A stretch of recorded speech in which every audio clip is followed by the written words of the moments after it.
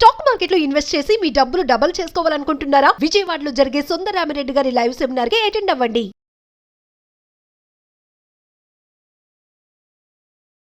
నమస్తే డాక్టర్ గారు. నమస్తే అమ్మ. జయ. బళ్ళారి నుంచి ఒక మెయిల్ చేశారండి. సువర్చల ఒక మంచి ఫ్యామిలీ నుంచి వచ్చిన అమ్మాయి, పెళ్ళయింది. భర్త మానసిక వేదనతో తను ఏం చేయాలో అర్థం కాక సూసైడ్ చేసేసుకోవాలి అనే ఒక నిర్ణయానికి వచ్చి మనకి మెయిల్ చేసింది. అంటే తను చెప్పుకోలేని సమస్యలతో బాధపడుతుందట. పెళ్ళై సంవత్సరమే అవుతోంది. ఒక రకంగా ఒక్క మాటలో చెప్పాలంటే నా భర్త సైకో అని పెట్టింది. మరొకసారి లైన్లో తీసేసుకుందాం. తప్పకుండా తప్పకుండా. ఏజ్ ఎంత అన్నదమ్మా? ఏజ్ 24 హలో, సువర్చల అండి? అవునండి. నేను సుమన్ టీవీ అందమైన జీవితం ప్రోగ్రామ్ నుంచి చేస్తున్నానండి. చెప్పండి. ఎస్, మీరు మాకు మెయిల్ పెట్టారు సువర్చల. అవునండి. మీ మెయిల్ గురించి నేను బ్రీఫ్గా ఆయనకి చెప్పాను. ఒక్కసారి మీరు కూడా మాట్లాడండి. అమ్మా సువర్చల, నమస్తే అమ్మా. నమస్తే అండి. నమస్తే అమ్మా. చెప్పమ్మా, నీ ప్రాబ్లం ఏంటో కొద్దిగా చెప్పమ్మా. అంటే నేను హ్యాపీగా జాబ్ చేసుకుంటూ ఉంటే ఇంట్లో వాళ్ళు పెళ్లి సంబంధం చూసారు కదా, ఇంట్లో వాళ్ళ ఇష్ట ప్రకారం పెళ్లి చేసుకున్నాను. మా ఫ్యామిలీ వచ్చేసి బెల్లారిలో ఉంటారండి, చాలా లాంగ్. కానీ మేము జాబ్ ఇక్కడ చేస్తాం కాబట్టి హైదరాబాద్ లో హస్బెండ్ తో పాటు ఉన్నాను.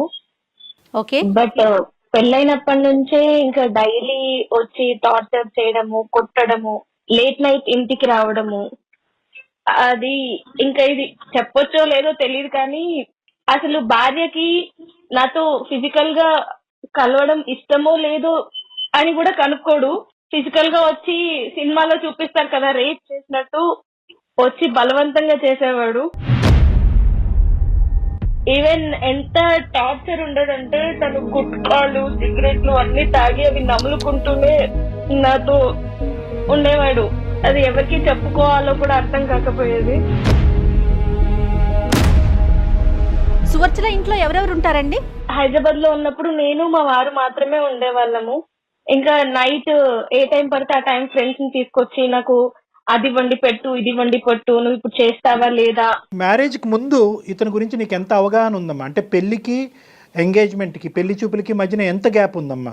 అంటే మా ఎంగేజ్మెంట్ కూడా అవ్వలేదన్నమాట. ముహూర్తాలు పెట్టుకున్నారు, ఎంగేజ్మెంట్ వద్దు అని చెప్పి డైరెక్ట్ గా పెళ్లి చేశారు. యాక్చువల్లీ ఇంకో విషయం ఏంటంటే అతనికి పెళ్లికి ముందే ఒక ఎంగేజ్మెంట్ క్యాన్సిల్ అయిపోయిందంట. ఎంగేజ్మెంట్ అయిపోయిన తర్వాత పెళ్లి క్యాన్సిల్ అయిపోయింది. ఆ విషయం ఊర్లో వాళ్ళందరికీ తెలుసు కానీ మాకు చెప్పలేదు.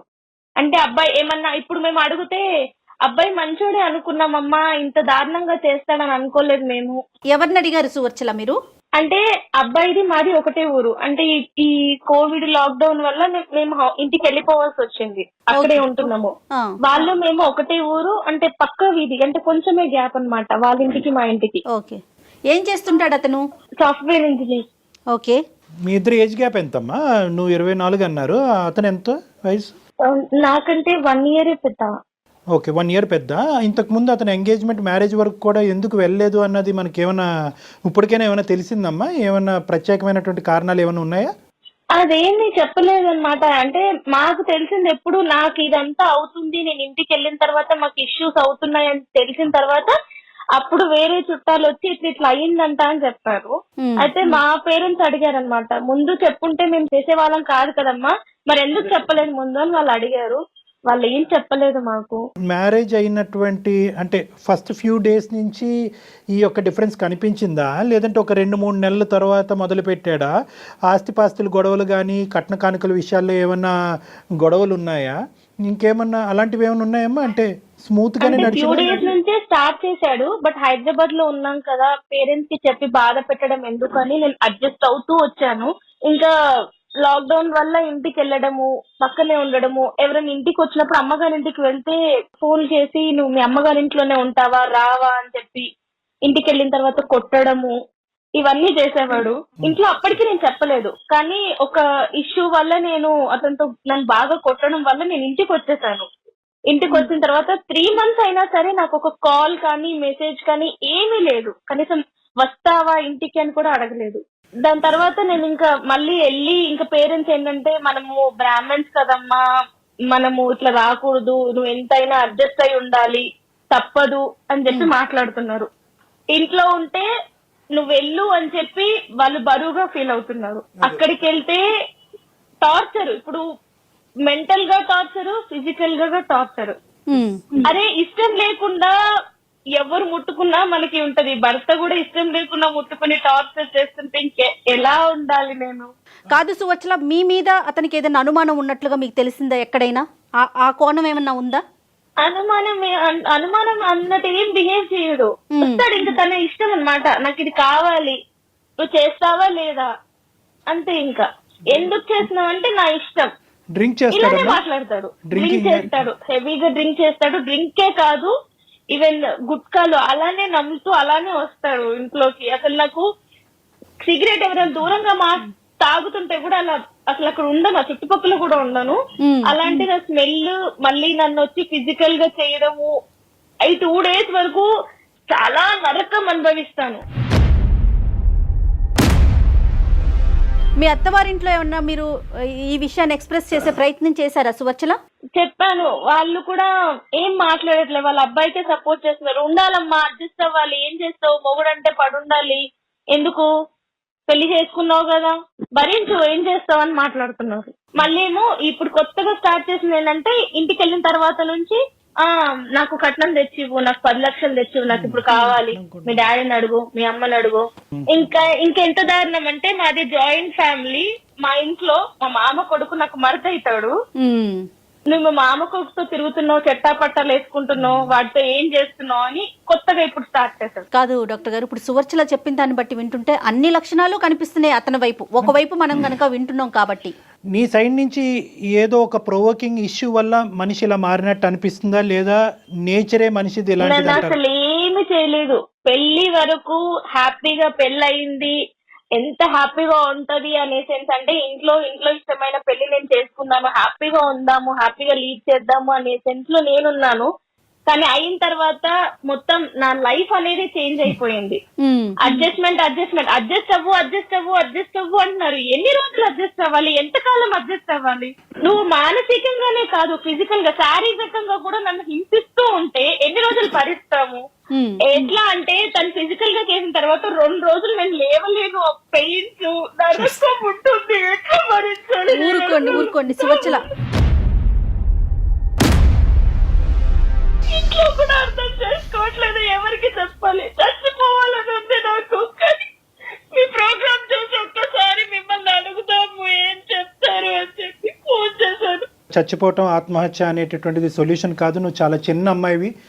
నీ జీవితాన్ని నువ్వు ఏ విధంగా సరిదిద్దుకోగలవు అనేటటువంటిది, లేదంటే ఏ దారిలో వెళ్తే కనుక నీకు సరైనటువంటి సొల్యూషన్ అందుబాటు అవుతుందని అందమైన జీవితం ఖచ్చితంగా ఆ మార్గాన్ని చూపెట్టే ప్రయత్నం చేస్తుందమ్మా.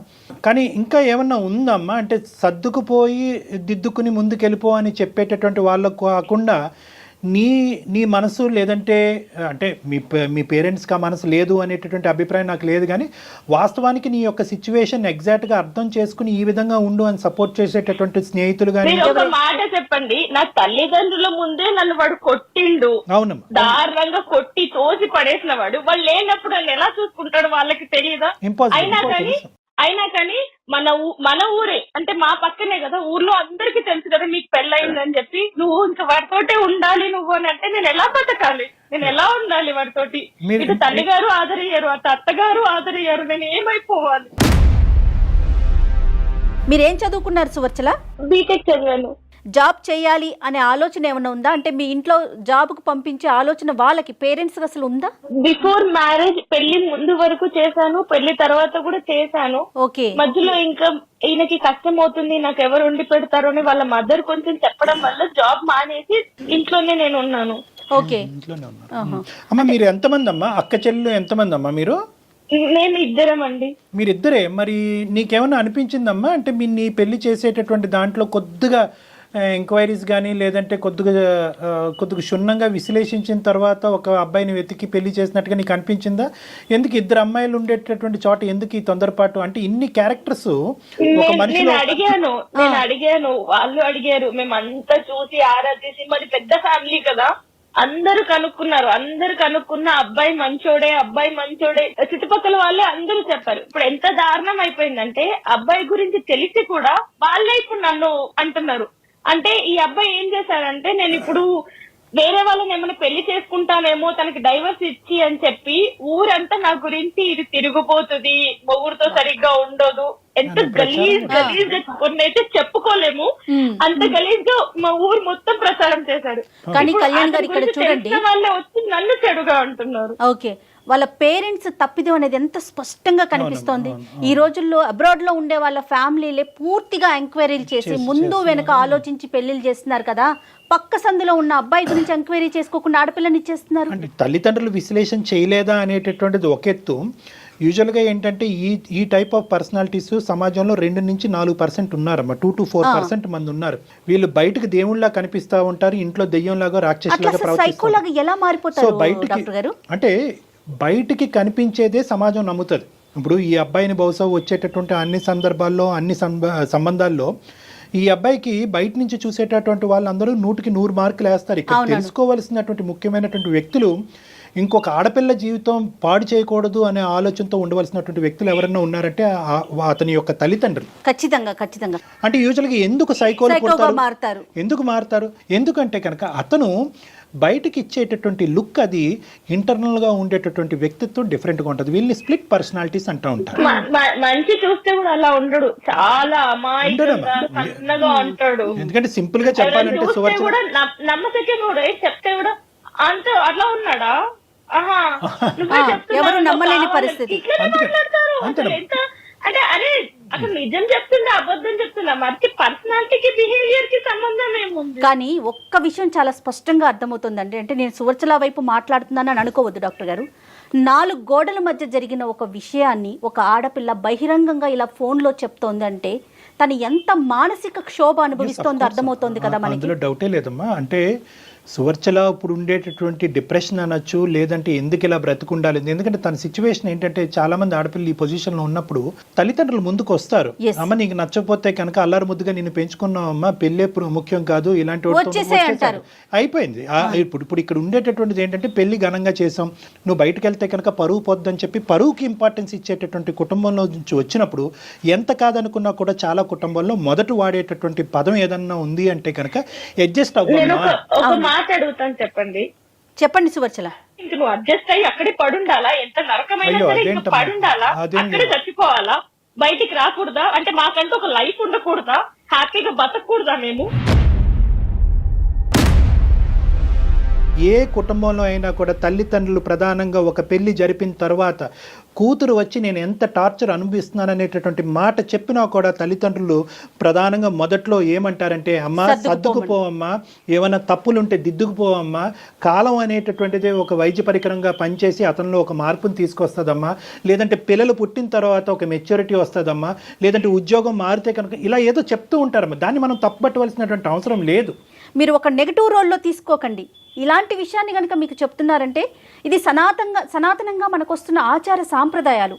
తర్వాత ఇప్పటి వరకు మీరు చెప్పింది ఒక ఎత్తు, ఇది నాణ్యానికి ఒకవైపే, ఇంకొక వైపు ఒక స్టెప్ వేసి ఆలోచించండి. నేను వాళ్ళకి చెప్పాలి అనుకుంటే ఎప్పుడూ చెప్పేదాన్ని హైదరాబాద్ లో ఉన్నప్పుడే. అది కూడా వాళ్ళకి నేను చెప్పకుండానే మా హస్బెండ్ ద్వారానే, ఎవరైతే ఇప్పుడు నన్ను ఇంత టార్చర్ చేస్తున్నారో తన ద్వారానే మా ఇంట్లోనే తెలిసింది వాళ్ళకి. అంటే నన్ను అంత టార్చర్ చేసిన విషయం వాళ్ళు కళ్ళారా చూసిన తర్వాత కూడా ఎట్లా ఉండమని చెప్తారు. చూసారు, అప్పుడు అడిగారు నన్ను, ఏంటి ఇప్పుడు ఒక్కసారి ఉందా, ఎప్పటి నుంచి ఉండంటే పెళ్ళైనా మీకు చెప్పలేదు అని కూడా చెప్పాను. ఇలాంటి సైకో వ్యక్తులను అసలు మార్చుకోలేమా డాక్టర్ గారు? మార్పు తీసుకురాలేమా మనం? సైకోలు అసలు ఎందుకు పుడతారు, ఎందుకు ఇలా వ్యవహరిస్తారు అంటే కనుక ఖచ్చితంగా చాలా వరకు ఈ 2-4% పాటు ఉండేటటువంటి వ్యక్తులకి ప్రధానమైనటువంటి కొన్ని లక్షణాలు ఉంటాయి. ఒకటి ఏంటంటే వీళ్ళకి తాగుడు అనేది ఒకటి ఉంటుంది. సో ఆ తాగుడు ఏంటంటే వాళ్ళలో ఉండేటటువంటి విచక్షణ అనేది పోతుంది. ఆల్రెడీ వాళ్ళకి సైకోయిజం అంటే కనుక విచక్షణ అనేటటువంటి తక్కువ స్థాయిలో ఉంటుంది కాబట్టి డ్రింక్ చేస్తే ఇంకా అది పూర్తిగా పోతుంది. 2 చెడు వ్యసనాలు, చెడు స్నేహాలు, చెడు ఆలోచన శైలి, ఈ 3 కంటెంట్ ఉంటాయి. ఈ 3 కంటెంట్ చాలా వరకు ఏంటంటే పెరిగిన వాతావరణం, పెంపకం అని అంటూ ఉంటారు. ఎందుకు నేను ఇక్కడ పెంపకం అనే మాట అంటున్నానంటే కనుక ఇప్పుడు సువర్చల చెప్పినటువంటి ఈ గుణాలన్నీ కూడా, ఈ లక్షణాలన్నీ కూడా బహుశా తల్లిదండ్రులు చూడలేదంటారా? వాళ్ళ అబ్బాయిలు ఇన్ని సంవత్సరాలు చూడలేదంటారా? ఖచ్చితంగా చూసుంటారు. కానీ మన సంప్రదాయంలోని లేదంటే మన యొక్క దాంట్లో ఏంటంటే అబ్బాయికి కానీ లేదంటే కొన్ని సందర్భాల్లో అమ్మాయికి కానీ ఒక చెడు వ్యసనం కానీ, చెడు అలవాట్లు కానీ, చెడు పద్ధతులు కానీ, మానసిక పరిస్థితులు కానీ ఇలాంటివి ఉంటే కనుక పెళ్లి చేస్తే కనుక సెట్ అయిపోతారు అనేటటువంటిది ఒకటి ఉందమ్మా. అది ఇంకొకళ్ళ నెత్తి మీద రుద్దటమే కదా డాక్టర్ గారు. అంతే, ఎంత అన్యాయం కదా ఇది. అర్ధరాత్రి పూట వచ్చి ఫ్రెండ్స్ తీసుకొచ్చి చికెన్ వండు అంటాడు. చికెన్ ఉండదు ఇంట్లో, చికెన్ వండు అంటాడు. వాళ్ళ ఫ్రెండ్స్ ముందే నాతో గలీజ్ గా బిహేవ్ చేస్తారు.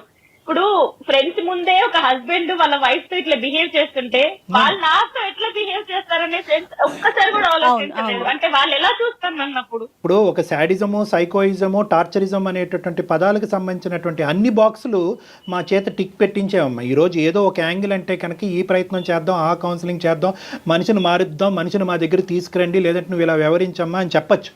కానీ ఈ రోజు నువ్వు ఉండేటటువంటి దుస్థితి ఎలా ఉందంటే ఇమోషనల్ అబ్యూస్ ఉంది, మానసికంగా చంపేస్తున్నాడు. ఈ అమ్మాయి కరెక్ట్ కాదని చెప్పి ప్రచారం చేస్తున్నాడు, ఈ అమ్మాయి క్యారెక్టర్ కరెక్ట్ కాదని ప్రచారం, మానసికంగా హింసిస్తున్నాడు. అంటే భార్యాభర్తలకు సంబంధించినటువంటి సంబంధంలో ఈ అమ్మాయిని మెరైట్ అంటారు దీన్ని. ఇప్పుడు ఆ అమ్మాయి చెప్పింది ఏంటంటే ఫిజికల్ అబ్యూస్ కూడా, అంటే చిన్న వాటికి నా మీద చేయి చేసుకుంటున్నాడు. అంటే ఇక్కడ మనం ఈ రోజు ఇక్కడ కూర్చుని బహుశా సువర్చల తన భర్తకు సంబంధించినటువంటి కొన్ని మంచి విషయాలు చెప్పట్లేదేమో అని అనుకోవటానికి ఒక అవకాశం ఉంది. కానీ ఎన్ని చెప్పినా కూడా ఇన్ని గుణాల ముందు అతని యొక్క మానసిక పరిస్థితి, అతని వ్యక్తిత్వం చాలా పూర్తిగా దిగజారినట్టు. అయితే ఒక్కటన్నా మంచి లక్షణం ఏమన్నా చెప్పగలుగుతారా సువర్చల మీరు అతని వైపు నుంచి? అంటే ఏమీ లేదు. పెళ్ళైనప్పటి నుంచి మేము కలిసి ఉన్నప్పటి నుంచి నాకు రోజు ఏడుపు ఎవ్వరికి, ఎందుకంటే ఇద్దరమే ఉండేది. ఊర్లో అమ్మ వాళ్ళు ఉన్నారు, వాళ్ళకి ఫోన్ చేసి చెప్పలేను, ఏ ఫ్రెండ్ కి చెప్పలేను, ఎవ్వరికి చెప్పక నేను నరకం అనుభవించి, నిజంగా అందరు అంటారు కదా లాక్డౌన్ కొందరికి నష్టం చేసిందని చెప్పి, నాకు నిజంగా మేలు చేసింది. ఎందుకంటే లాక్డౌన్ వల్ల నేను మా అమ్మ వాళ్ళ ఇంటికి వెళ్ళాను, అతని గురించి నిజం తెలిసింది. అయినా కూడా నాకు కష్టాలు అనేవి తప్పలేదు. నేనేం చేయాలి? ఇక్కడ నాకు చావేనా గతి. లేదు సువర్చల, అసలు ఎప్పటికీ అలాంటి ఆలోచనే పెట్టుకోవద్దు దయచేసి. Suvarchala, without any second thought get out of this marriage అమ్మా, come out of this marriage. ఎందుకంటే నో ఇది ఏంటంటేనమ్మా, బేసికలీ ఇక్కడ నువ్వు ఏడవటం, చనిపోవటం, లేదంటే చంపబట్టం, ఈ మూడు అంశాల్లో ఏదో ఒకటి జరుగుతుందమ్మా నీ జీవితంలో. ఇటువంటి వ్యక్తి కాదు కళ్యాణ్ గారు, ఒక్క నిమిషం వాళ్ళ పేరెంట్స్ తో మాట్లాడించే ప్రయత్నం చేయలేమా? చేయవలసినటువంటి ప్రయత్నం ఏదన్నా తల్లిదండ్రుల ద్వారా చేయాలి అనేటటువంటి ఆలోచన తనుకుంటే ఖచ్చితంగా చేయాలి. కానీ తన నిర్ణయం మీద తను నిలబడేటటువంటి శక్తి సామర్థ్యాలు తను పెంపొందించుకోవాలి. నువ్వు ఒక నిర్ణయం తీసుకొని నేను అబ్బాయితో విడిపోతాను అన్నా కూడా నువ్వు విడిపోతే మేము చచ్చిపోతాము. ఒకటి సువర్చల అమ్మ, you cannot satisfy 100% of the people 100% of the time. ఈ ఈక్వేషన్ ఎప్పటికీ గుర్తుపెట్టు. 100% అందరినీ అన్ని సందర్భాల్లో సంతోష పెట్టగలిగేటటువంటి కెపాసిటీ, అనుభవం, వయస్సు నీకు లేవు. తల్లిదండ్రుల దగ్గర నుంచి బ్లాక్మెయిల్ వచ్చినా ఏది వచ్చినా ఇది నీ జీవితానికి సంబంధించినటువంటి అంశం. ఒక్కసారి అర్థం కానటువంటి తల్లిదండ్రులకి 2 సార్లు చెప్పు. నీ ద్వారా అర్థం కానటువంటి తల్లిదండ్రులకి నీ ద్వారా నీకు సంబంధించినటువంటి వ్యక్తుల ద్వారా చెప్పేటటువంటి ప్రయత్నం చేయి. సోషల్ అబ్యూజ్ అంటే ఏంటో వారికి విడమర్చి చెప్పు. అబ్యూజ్ అంటే ఏంటి అన్నది వాడికి విడమర్చి చెప్పు. ఇమోషనల్ అబ్యూజ్ ఏంటి అన్నది విడమర్చి చెప్పు. ఫిజికల్ అబ్యూజ్ అన్నది ఏంటి విడమర్చి చెప్పు. ఎందుకు అంటే కనుక చాలా సందర్భాల్లో నేను ఇందాక అన్నట్టుగా అడ్జస్ట్ అయ్యి వేచి చూడు అనేటటువంటి పదం ప్రతి కుటుంబంలో ప్రతి తల్లిదండ్రులు వాడేటటువంటిది. కానీ ఇక్కడ చూడవలసింది ఏంటంటే డ్యూరేషన్ ఆఫ్ టైం, అంటే కేవలం సంవత్సరంకే ఈ అమ్మాయి ఎలాంటి నిర్ణయం అనేటటువంటి అంశానికంటే ఇక్కడ ప్రధానంగా చూడవలసింది ఏంటంటే Suvarchala, the intensity of the torture and the quality of the torture. అంటే అన్ని రంగులు అన్ని హంగుల్లో ఒక మనిషి భరించలేక ఈరోజు సువర్చల మనతో ఇలా ఫోన్ చేసి మాట్లాడుతుంది అంటే కనుక అందమైన జీవితం అనే ఈ వేదిక ఉండటం వల్ల అమ్మాయి ఫోన్ చేసి చెప్తుంది. లేదంటే ఈ అమ్మాయి ఈ రోజు ఇంకో ఆత్మహత్య ధోరణం, ఇంకో పనికి పూనుకోలేదు అనేది గ్యారంటీ లేదు కదా. అవును. సొల్యూషన్ ఏం చెప్తారు ఫైనల్ గా చెప్పండి. Know the thing is Suvarchala, ఇక్కడ సొల్యూషన్ ఈజ్ స్ట్రైట్ ఫార్వర్డ్ అమ్మా. ఇక్కడ ఏంటంటే అన్ని కెపాసిటీస్లో అన్ని విధాలుగా అమ్మ Suvarchala, are you there? Okay అమ్మ, నువ్వు గుండె నిబ్బరం చేసుకుని ధైర్యంగా ఉండమ్మా. ఎందుకంటే ఈ రోజు నీకు బోల్డ్ అంత భవిష్యత్తు ఉంది. నీకేమి బరువు బాధ్యతలు, రెస్పాన్సిబిలిటీస్ అంటూ ఏమీ లేవు. మీ ఇద్దరు లక్కీగా నువ్వు ఏదైనా సంతోషపడవలసినటువంటి అంశం ఉంది అంటే కనుక సంవత్సరం అయిన తర్వాత ఇప్పటికీ నువ్వు ప్రెగ్నెంట్ కాకపోవడం అన్నది నువ్వు చేసుకున్నటువంటి అదృష్టం. లేదంటే ప్రెగ్నెన్సీ అదే హ్యాపీ ఫీల్ అవుతాను, బట్ నేను కంప్లీట్ బ్లాంక్ అయిపోయాను. నా మైండ్ అనేది పని చేయట్లేదు. అందుకే నేను మీకు మెయిల్ చేశాను. నేను ఏంటి అర్థం కాక అసలు. చాలా చాలా మంచి పని చేశారు సువచ్చల, నిజం చెప్తున్నాను కదా. ఎందుకంటే ఇప్పుడు కళ్యాణ్ గారు చెప్పినట్లుగా డెఫినెట్ గా ఒక పాజిటివ్ డెసిషన్ తీసుకోండి. మీరు చదువుకున్నారు, సొసైటీ ఏంటో మీకు తెలుసు, మళ్ళీ జీవితాన్ని ఫ్రెష్ గా స్టార్ట్ చేసేయండి. అంతేగాని వీళ్ళేమనుకుంటారో వాళ్ళేమనుకుంటారో ముందు వెనక ఆలోచించొద్దు. మీ జీవితం మీ చేతుల్లోనే ఉంది. మీరు ఇంకా చిన్న వయసులోనే ఉన్నారు. ఇది ఒక పీడకల్లా మర్చిపోవాలి అనేటటువంటి ఉద్దేశం మా అందరికీ ఉంది. కాబట్టి ఎటొచ్చి మీకు ఏదైనా అడ్డం ఉంది అంటే కనుక ఏ విధంగా మీ తల్లిదండ్రుల్ని కన్విన్స్ చేయాలి అన్నది ఒక్కటే ఇక్కడ మీ సమస్య. కాబట్టి మీరు ఇమోషనల్గా ఉన్నారు. చాలా ఇమోషనల్గా ఉండటం వల్ల ఏమవుతున్నారంటే మీరు అనుభవించినటువంటి కంటెంట్ ఏదైతే ఉందో అది మీ పేరెంట్స్కి సరిగ్గా కమ్యూనికేట్ చేయలేకపోతున్నారేమో. కన్ఫ్యూజ్. వయసు చిన్నదమ్మా, అనుభవం చిన్నది, 1 సంవత్సరం. అన్ని రకాలుగా చెప్పాను, వినట్లేదు. ఇప్పుడు వాళ్ళు వినకపోతే నేనేం చేయాలి? ఇంకెంత పచ్చిగా చెప్పాలి? పేరెంట్స్ కి ఎవరైనా అంత పచ్చిగా చెప్తారా? అరే నా మొగుడు ఇలా చేస్తున్నాడు అని చెప్పి ఎవరైనా చెప్పుకుంటారా? అయినా చెప్పినా కూడా వినట్లేదు. అమ్మ ఇక్కడ ఏదన్నా కూడా you have to take a stands అమ్మా. నేను సింపుల్గా చెప్తున్నాను, నువ్వు గుండె నిబ్బరం చేసుకుని ధైర్యంగా ఉండు. తల్లిదండ్రులకి చెప్పేటటువంటి విధాలుగా అన్ని విధాలుగా నువ్వు ప్రయత్నం చేయి. ఎవరైతే కనుక వాళ్ళ మాట వింటారో వాళ్ళ ద్వారా చెప్పేటటువంటి ప్రయత్నం చేయి. లాస్ట్ అండ్ ఫైనల్ నువ్వు ఇంకొకటి కూడా చెప్తానమ్మా. బహుశా నీ తల్లిదండ్రులకి నువ్వు కన్వే చేసిన తర్వాత మీ తల్లిదండ్రులు అటువైపు తల్లిదండ్రులు ముందుకొచ్చి జస్ట్ ఫర్ దేర్ సాటిస్ఫాక్షన్, వాళ్ళ సంతోషం సంతృప్తి కొరకు మీరిద్దరూ మ్యారేజ్ కౌన్సిలింగ్కి వెళ్ళి ఒక్కసారి ఆఖరి అవకాశం ట్రై చేయండి అని చెప్తే దానికి కూడా నేను రెడీగా ఉన్నానమ్మా. అది కూడా నువ్వు ఏకీభవించి నువ్వు ఇలా వెళ్దాము, ఇది ఒకసారి ట్రై చేద్దాం అనే ఉద్దేశం నీకు ఉంటే కనుక will try that. Otherwise will close that door also. Second కాకుండా ఫస్ట్ చెప్పారు కదా, కొత్త లైఫ్ స్టార్ట్ చేయమని. ఓకే అమ్మా, ఆల్ ద బెస్ట్. కన్విన్స్ చేయడానికి డెసిషన్ తీసుకుంటాను. అలాగే తల్లి, అలాగేనమ్మా, షూర్. మీ పేరెంట్స్ కి ఎవరు చెప్తే వింటారో వాళ్ళతో చెప్పించే ప్రయత్నం చేయండి సువర్చల. రైట్, అదే ట్రై చేస్తాను. అంటే మీరు మాట్లాడిన తర్వాత కొంచెం చిన్న హోప్ వచ్చింది. Very good. కంటిన్యూ చేస్తాను. Thank you so much. Good luck. కాల్లోనే కాదు సువర్చల, మీకు ఎప్పుడు ఎలాంటి అడ్వైస్ కావాలన్నా కూడా డెఫినెట్ గా మాకు పర్సనల్ గా మీరు మెయిల్ చేయొచ్చు. ఓకే అండి, thank you. Thank you Suvarchala. God bless you అమ్మా, ఆల్ ద బెస్ట్ తల్లి.